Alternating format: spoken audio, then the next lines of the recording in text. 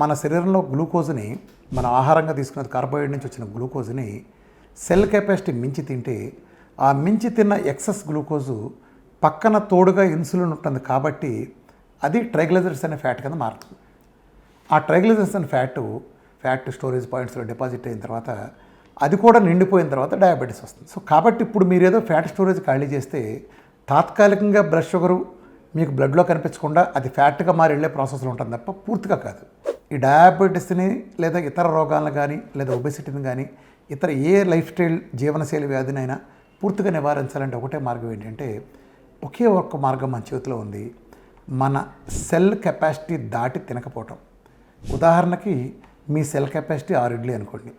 మీరు 6 ఇడ్లీ వరకు తింటే మీకు ఏ ప్రాబ్లం మీ జీవితకాలంలో ఏ సమస్య రాదు.